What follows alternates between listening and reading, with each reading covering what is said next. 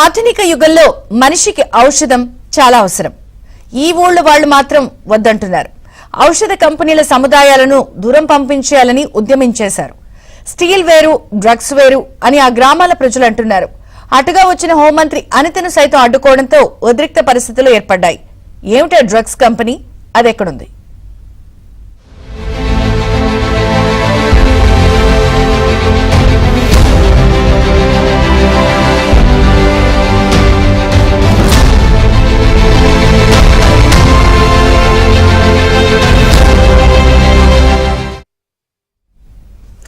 అనకాపల్లి జిల్లా నక్కపల్లి మండలంలో ఉన్న ఏపీఐఏసీ పరిధిలో మిట్టల్ స్టీల్ పరిశ్రమ ఏర్పాటుకు స్థానిక ప్రజలు ఒప్పుకున్నారు.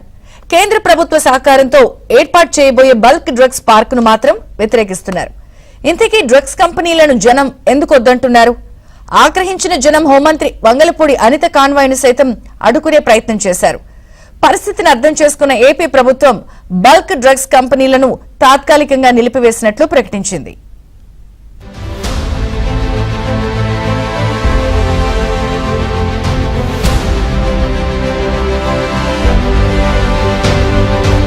అనకాపల్లి జిల్లా బల్క్ డ్రగ్స్ పార్కును ప్రధానమంత్రి నరేంద్ర మోదీ చేతుల మీదుగా ఈ ఏడాది జనవరిలో ప్రారంభించారు.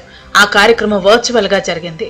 ఆ పార్కుతో నక్కపల్లి పరిసర ప్రాంతం ఫార్మా హబ్ గా మారుతుందని, ఫార్మా రంగంలో సుమారు 14,000 కోట్ల పెట్టుబడులు వస్తాయని అంచనా వేస్తున్నారు.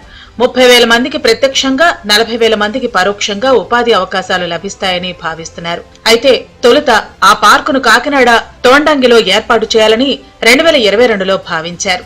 తర్వాత 2023 సెప్టెంబర్లో నక్కపల్లికి మార్చారు. కానీ వైసీపీ ప్రభుత్వం కార్యాచరణ దిశగా అడుగులు వేయలేదు. కూటమి ప్రభుత్వం అధికారానికి వచ్చాక మౌలిక వస్తువుల పనులు కూడా జరుగుతున్నాయి.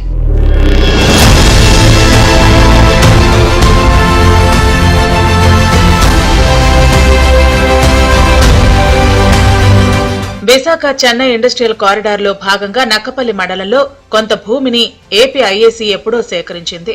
బల్క్ డ్రగ్స్ పార్కు కోసం 1270 ఎకరాల భూములు అవసరమని గుర్తించారు. అందుకోసం ఆగస్టు 6న నక్కపల్లిలో ప్రజాభిప్రాయ సేకరణ జరిపారు. బల్క్ డ్రగ్స్ పార్కును తాము వ్యతిరేకించినా ప్రభుత్వం పట్టించుకోలేదని, అది చాలా దారుణమైన పరిస్థితి అని జనం వాపోయారు. అధికారంలో ఉన్నారో కూటమి ప్రభుత్వం కూడా చాలా దారుణంగా 2013 చట్టం భూసేకరణకి విరుద్ధంగా దాన్ని ఏర్పాటు చేశారు.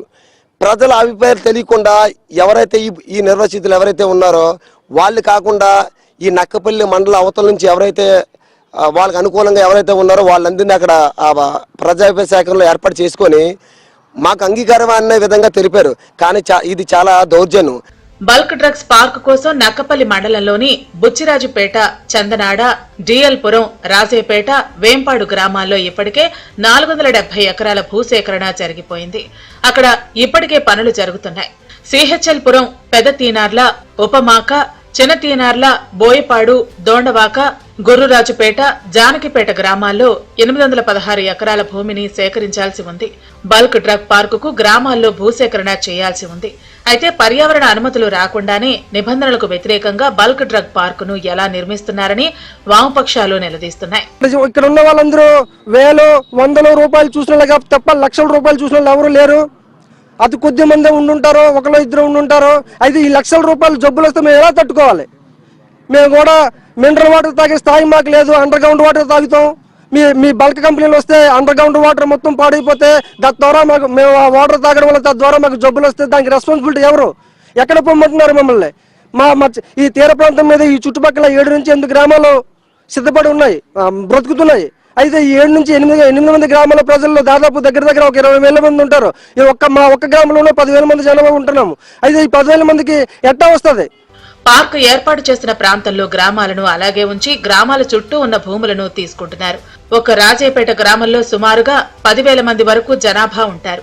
చుట్టుపక్కల గ్రామాలన్నీ కలిపితే సుమారుగా 20,000 వరకు ఉండవచ్చు. అయితే ఆ గ్రామాలకు R&R ప్యాకేజీ లేదు. పరిహారం, ప్రత్యామ్నాయం కూడా లేని పరిస్థితి ఏర్పడింది. అక్కడ వచ్చే ఉపాధిలో తమకు అవకాశాలు తక్కువగా ఉంటాయని జనం వాపోతున్నారు. మరోవైపు హెటెరో డ్రగ్స్ తోనే ఆరోగ్య సమస్యలు తలెత్తుతున్నాయి. బల్క్ డ్రగ్స్ పరిశ్రమలు వస్తే గాలి, భూమి కూడా కలుషితమవుతాయి. ప్రజలు అనారోగ్యాల పాలవుతారని స్థానికులు ఆవేదన చెందుతున్నారు. ఎలాగంటే మాకు పొల్యూషన్ ఒకటి ఉన్నది, తర్వాత మా మత్స్య సంపద కూడా మెయిన్గా మత్స్య సంపద పోతుందండి. మనం అంటే మత్స్య సంపద మీద జీవన ఆధారంగా బతికే మేము మరి మత్స్య సంపద పోతే మేము ఎలా బ్రతకలేమండి. ఇప్పుడు అందరూ 2-3 విలేజ్లు తీస్తున్నారని అంటున్నారు. వాళ్ళకి రైతులు కాబట్టి ఎక్కడైనా జీవనోపాధి దొరుకుతుంది. ఈ రోజు కాబట్టి ఎక్కడైనా ఎక్కడికైనా వెళ్ళగలరు. మేము వెళ్ళలేము సార్. ఎందుకు వెళ్ళామంటే మరి జీవన ఉపాధి చేపలు మరి పొల్యూషన్ వచ్చేస్తే మీకు చేప మాకు దొరకకపోతే మాకు జీవన ఆధారం లేదు అంటే వేరే పని చేసుకోలేము సార్. ఎందుకంటే మా తాతల దగ్గర నుంచి మా నాన్నల దగ్గర నుంచి మా వృత్తి చేపల వేట, మా జీవనాధారం చేపలు, మా బ్రతుకు చేపల వేట, దాని మీద ఆధారపడి బ్రతుకుతున్నాం. దాని కారణంగానే మాకు ఈ రోజు బల్క్ డ్రగ్ పార్క్ వద్దని అనే నిదానంతో ఉన్నాం సార్. ఇందులో చేప అనుకో తింటే అమృతం ఉండేది. ఇప్పుడు ఎన్ని కుళ్ళు కొంపు ఒక కంపెనీకి, మరి ఇన్ని కంపెనీలు వస్తే ఎలా బతకాలి మేము? మాకు రచ్చరాడు ఒక కంపెనీ వస్తే మా ఊరు సత్వదాలుగా పడైపోయింది. మరి అన్ని వస్తే ఎన్ని విధాలుగా పడైపోతుంది. అది మీకు ఇష్టమేనా? కేంద్ర ప్రభుత్వ నిబంధనల ప్రకారం గ్రామాలకు 500 మీటర్ల పరిధిలో విషవాయువులను వెదజల్లే పరిశ్రమలు పెట్టకూడదు. ఇప్పుడు మాత్రం బల్క్ డ్రగ్స్ పరిశ్రమలు 30 మీటర్ల దూరం కూడా లేవు. అక్కడే పరిశ్రమలను ఏర్పాటు చేయాల్సిన అనివార్యత ఏర్పడితే గ్రామాలను తరలించాల్సి ఉంటుంది. R&R ప్యాకేజీ అందించి తమను వేరొక చోటుకు మార్చాలని స్థానిక నేతలు కోరుతున్నారు. ఇప్పటికీ దొండవాక, పెదతీనర్ల, శనితీనర్ల, సిహెచ్ఎల్పురం, జానకిపేట, ఉప్మాక, ఎన్నర్సాపురం, రాయవారి మండలం, గుర్రాజపేట ఈ గ్రామాల్లో సుమారుగా 816 ఎకరాలు భూములు సేకరించాలి. రైతులెవరు కూడా మేము ఎట్టి పరిస్థితుల్లో బల్క్ డ్రగ్స్ పార్క్ ఏర్పాటు కోసం భూములు ఇవ్వమని చెప్తా ఉన్నారు. పూర్తి స్థాయిలో భూములు సేకరించకుండా ఆగస్టు 6వ తేదీన ప్రజా అభిప్రాయ సేకరణ నిర్వహించడం అనేది చట్ట ఉల్లంఘన. అదేవిధంగా పూర్తి స్థాయిలో భూములు సేకరించకుండా ప్రజా అభిప్రాయ సేకరణ జరగకుండా ప్రభుత్వ యొక్క అనుమతి లేకుండా నిర్మాణాలు చేపట్టకూడదు. కానీ ఇక్కడ పూర్తి స్థాయిలో భూములు ఇవ్వలేదు, అనుమతులు రాలేదు. అయినప్పుడు కూడా ఇక్కడ రాజీపేట చుట్టూ నిర్మాణాలు ప్రారంభించారు. డ్రైన్లు వేస్తా ఉన్నారు, రోడ్లు వేస్తా ఉన్నారు, వాటర్ సొంపు కట్టారు, అడ్మిన్ బిల్డింగ్ కట్టారు. ఇది కూడా చట్ట ఉల్లంఘన. ప్రస్తుతం స్థానిక ప్రజలు ఆందోళనలు నిర్వహిస్తున్నారు. వారి సమస్యలు, ఇబ్బందులపైన ప్రభుత్వం దృష్టి పెట్టాల్సిన అవసరం ఉంది. ఉక్కు పరిశ్రమకు అభ్యంతరం చెప్పని స్థానిక ప్రజలు బల్క్ డ్రగ్స్ పరిశ్రమలను ఎందుకు వ్యతిరేకిస్తున్నారో అర్థం చేసుకుంటే సగం సమస్య పరిష్కారమైనట్లే.